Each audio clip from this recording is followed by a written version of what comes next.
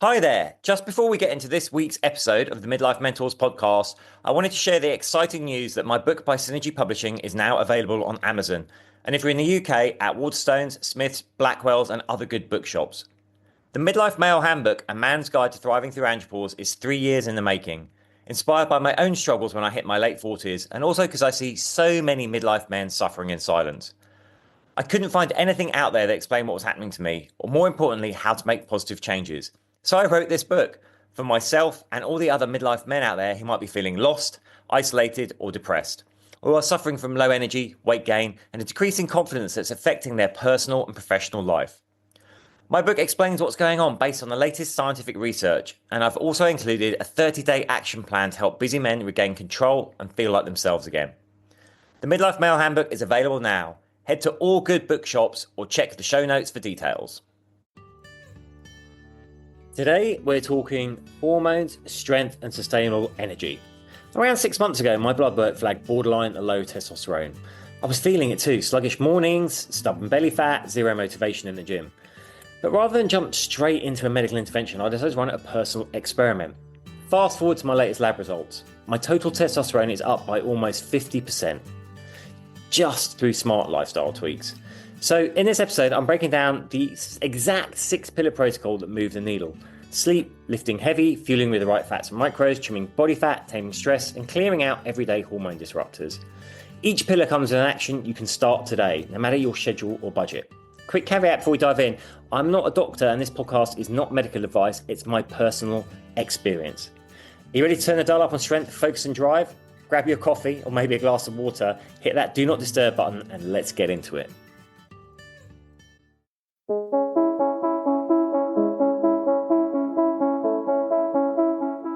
Hi, I'm James Davis. And I'm Claire Davis. We're the Midlife Mentors, here to lift the lid on how to achieve health and happiness. The balanced, no-nonsense way.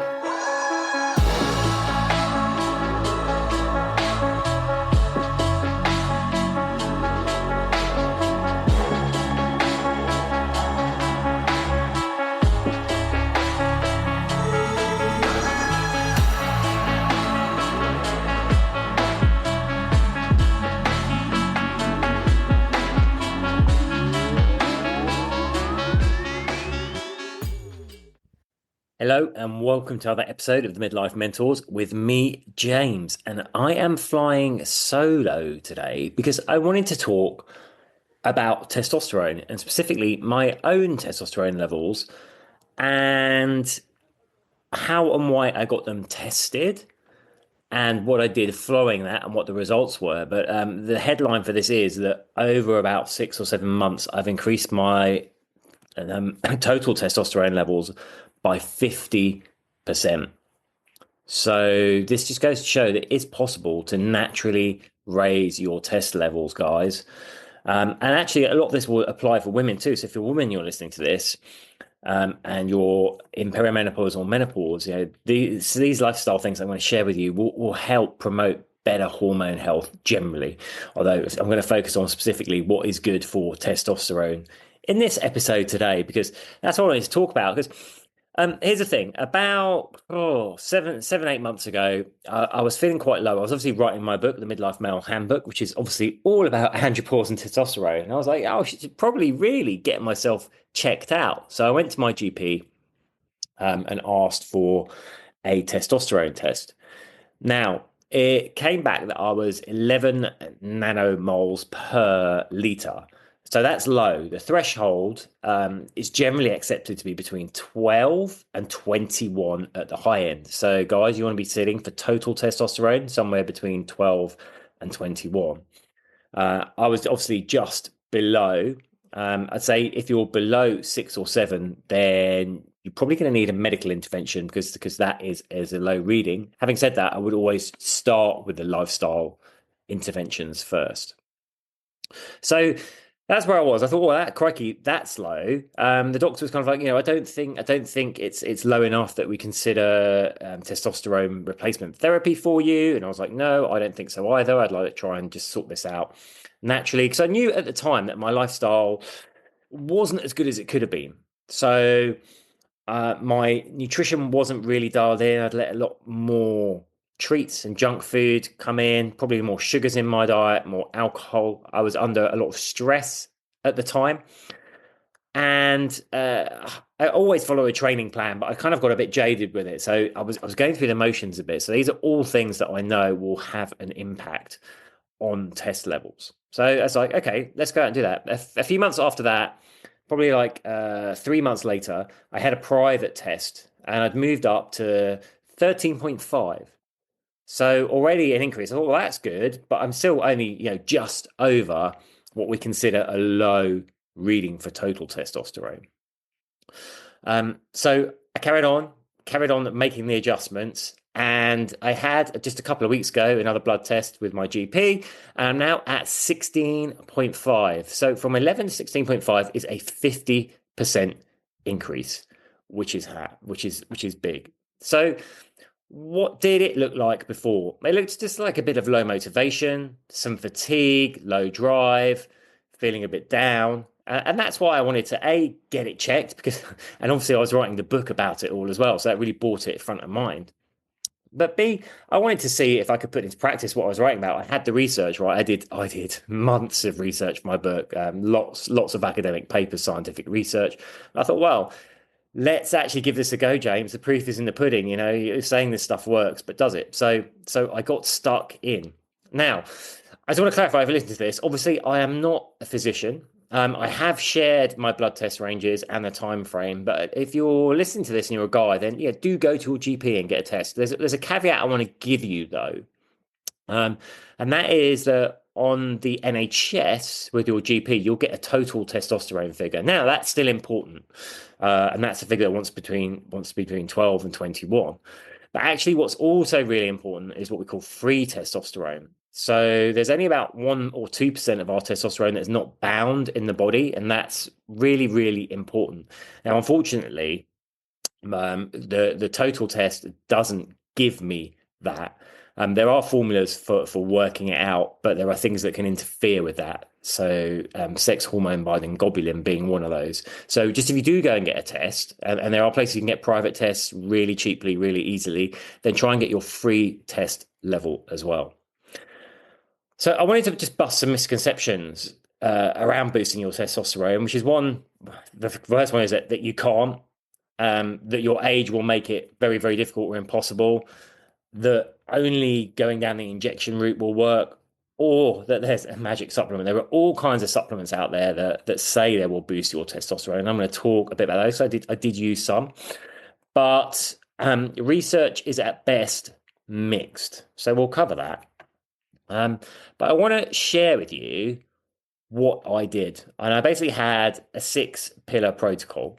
So the first was looking at my sleep, making sure that I was getting enough and it was good quality. Now, here's the things. Research says that 1 week of sub 5 hour sleep can bring your daytime testosterone levels down by 10 to 15%. So this all happened over the weekend, right? If we go crazy at the weekend, we can get a dip in testosterone following that because of lack of sleep. It's so important for our hormone pathways.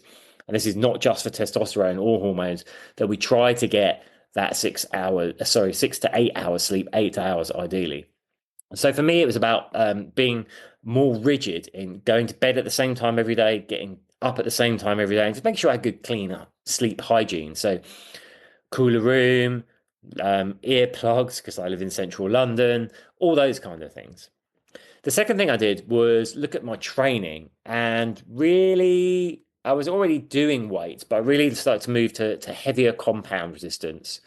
So I was training 4 to 5 days a week, but with big moves like the squat, the deadlift, the row, the bench press, and going heavy. So I was starting to work down in lower rep ranges. For me, that seemed to work. Those kind of 3 sets, 6 to 8 reps, and I'd add for some exercises like a higher 12 to 20 reps on the end. And this actually is proven to boost both human growth hormone and testosterone post workout. Really important though that you have recovery between the muscle groups. So you can't go and do squats on a Monday and go do them again on a Tuesday. You probably want to leave it till at least Thursday to do them. So I did my sleep and I did my heavy compound resistance training. Now, a big one is dialing in your nutrition. And this all run contrary to what people think is actually healthy nutrition, because I think we've had a lot of bad press from the American Heart Foundation. They did a lot of sponsorship of research in the 80s to say that fat was the bad thing. Now, actually, saturated fats are bad for us. But healthy fats, unsaturated fats, things like olive oil, eggs, fatty fish, we want that. Fat is used, it's utilized in the production of testosterone. So I actually increased my omega-3 intake. I tried to get more of those fats in my diet, started eating more eggs. With the micronutrients, it's things like make sure you've got rich seed sources. So I added that to my shakes, more spinach, dark chocolate. Also started taking vitamin D, things like magnesium and zinc also shown to really help boost testosterone. So on the supplement front, there we go. Omega-3s, vitamin D, vitamin C, magnesium, zinc. They were the main ones, and a multivitamin and mineral as well. I also massively increased my lean protein intake. That's because it helps with hunger cravings. Protein triggers our leptin hormone, which sends that I'm full signals, but it's also with that heavy lifting helping to build more muscle. And actually, when we build muscle and we reduce body fat, that alone will raise our testosterone levels. Actually, carrying body fat, which I'm coming on to now, makes you have lower testosterone levels.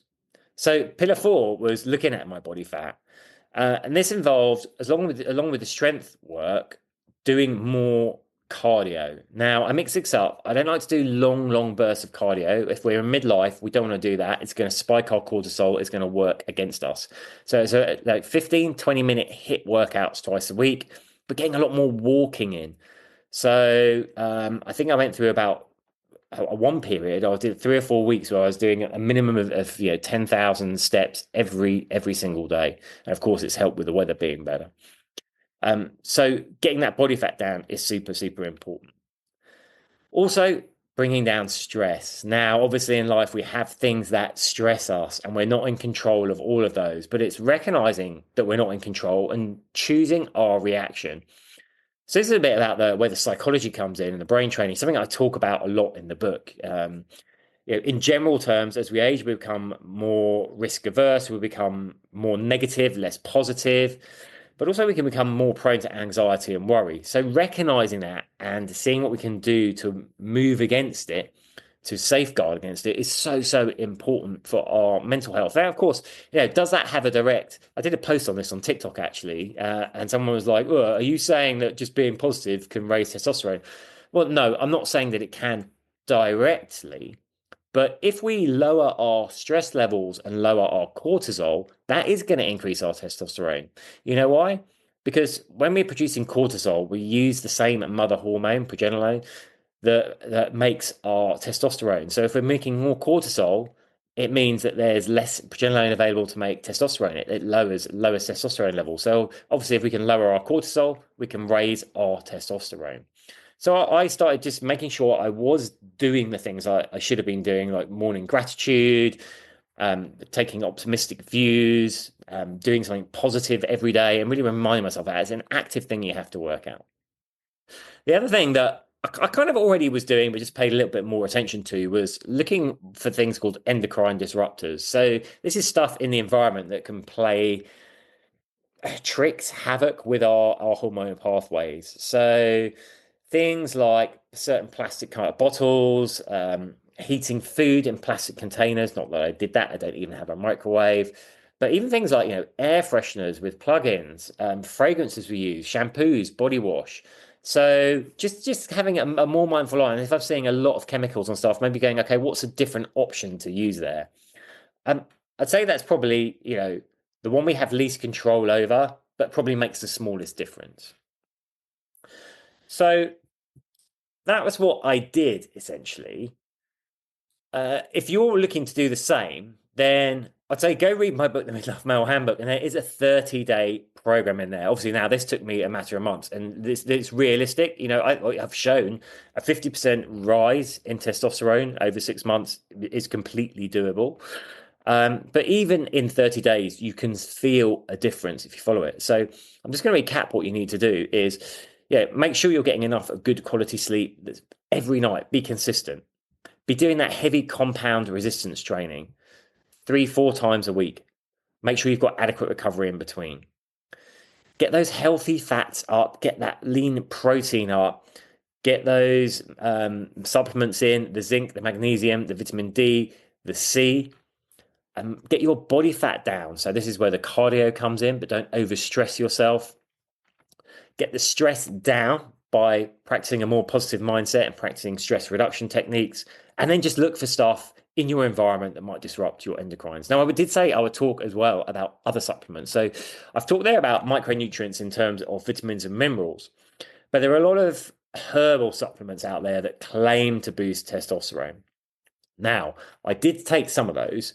The one that has scientific rigor behind it is one called ashwagandha. It's an adaptogen.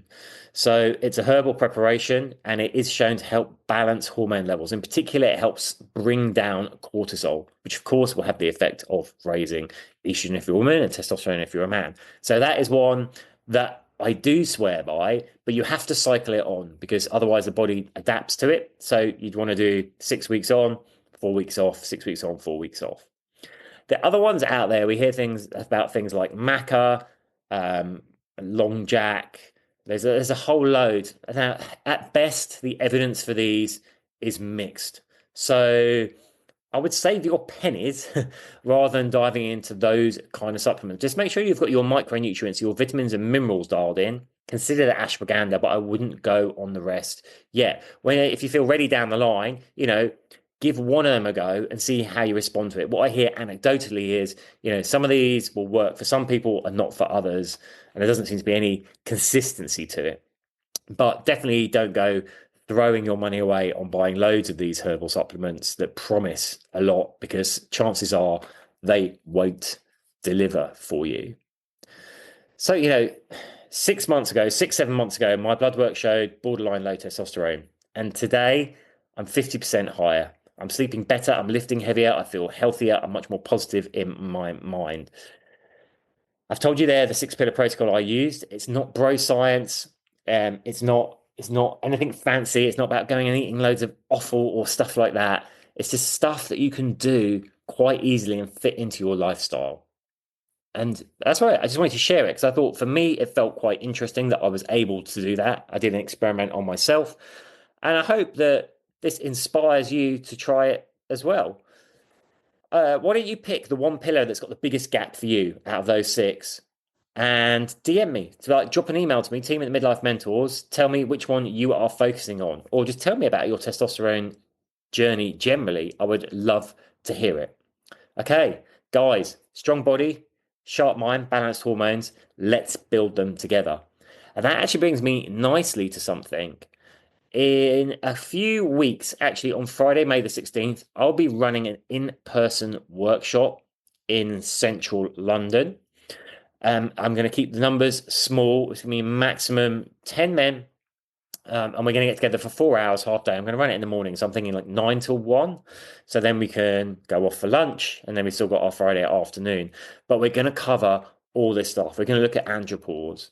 We're going to look at what you can do. But we're going to go much deeper than that. We're going to look at what are our values now in life? What are our goals and purpose? So the idea is you're going to leave with the knowledge to make real lasting change to your life and a detailed action plan to move forward with. What are the goals that you've been putting off? What are the things you want to go for that you just haven't? Why haven't you? What are the blocks you're experiencing? We're going to explore all that, break through them. I'm super excited because, I get to spend a lot of my life coaching people from behind a laptop, and I'm very thankful for that. But it's really when I do in-person stuff that I feel a real connection and I love doing it. So if you want to know more about that, go to my new website, jamespdavis.com and /jumpstart. I will put the link in the show notes for you. Anyway, I hope you found that useful, interesting, applicable. I want you to now just don't file it as like, that's interesting, I'll get round to it. Take action on it and email me and let me know how you get on.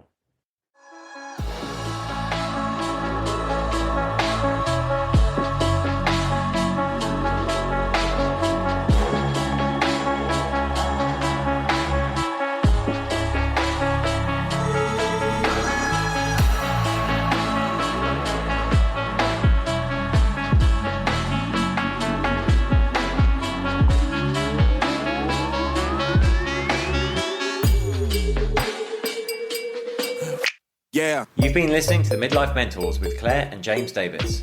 We'd love to hear from you. So drop us a line at info@themidlifementors.com with any questions or topic suggestions. And make sure you join us on our Facebook page and YouTube channel. You can find us under the Midlife Mentors. Yeah. What? Yeah. Yeah. Yeah.